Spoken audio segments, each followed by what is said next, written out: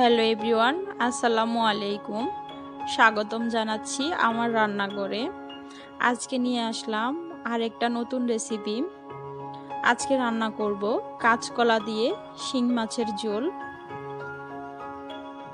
এই জন্য এখানে আমি একটা ফ্রাই প্যানে পরিমাণ মতো তেল গরম করে নিব। অন্যদিকে মাছে আমি নুন হলুদও মাখিয়ে নিয়েছি। এখন দিয়ে দিব গরম তেলে সবগুলো মাছগুলো একটু সাবধানে দিতে হবে, কারণ এগুলো শিং মাছ তেলে দিলে তেল ফুটে পড়ার সম্ভাবনা আছে।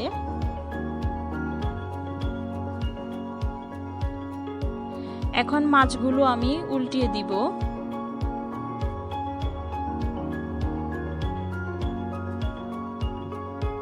আমার মাছ ভাজা হয়ে গেছে, একটা বাটিতে নামিয়ে নিয়েছি।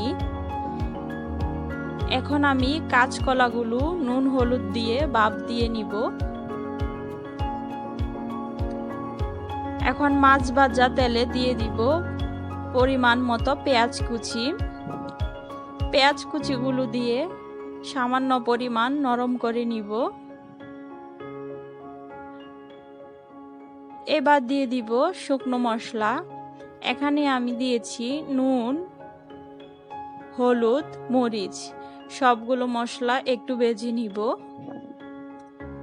মশলা ভাজা হয়ে গেলে একটু পানি দিয়ে দিব যাতে মশলাটা না পুড়ে যায়।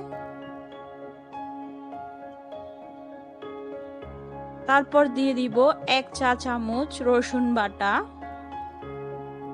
রসুন বাটাটা দিয়ে আবারও একটু ভেজে নিব, কারণ রসুনের কাঁচা গন্ধ যাতে না থাকে। মশলাটা কষানো হয়ে গেছে। এখন দিয়ে দিব ভাপ দিয়ে রাখা কাঁচা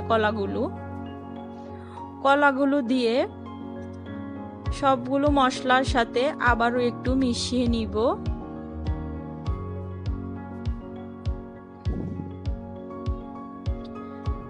মেশানো হয়ে গেলে দিয়ে দিব সামান্য পরিমাণ পানি দিয়ে ঢাকনা দিয়ে দিব।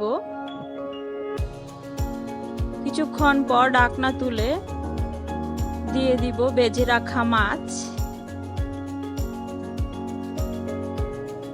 মাছগুলো দিয়ে একটু নেড়ে ছেড়ে দিয়ে দিব পরিমাণ মতো পানি দিয়ে আবারও একটু মিশিয়ে নিব।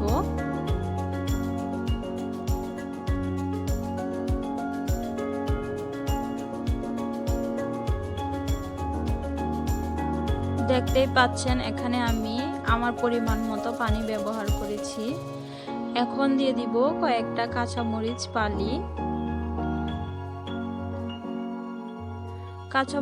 ফালি দিয়ে ঢাকনা দিয়ে দিব। কিছুক্ষণ পর ঢাকনা তুলে আপনাদেরকে দেখাচ্ছি আমার তরকারিটা প্রায় রান্না শেষ। এখন দিয়ে দিব ধনিয়া পাতা কুচি দিয়ে আবারও একটু ঢেকে দিব। আমার রান্নাটা হয়ে গেছে। কালার দেখেই বুঝতে পারছেন রান্নাটা কেমন হয়েছে। আপনারা বাসায় অবশ্যই এভাবে ট্রাই করে দেখবেন। এইরকম নিত্য নতুন রেসিপি পেতে পেজে ফলো দিয়ে রাখবেন। আজকের মতো এখানেই বিদায় নিচ্ছি।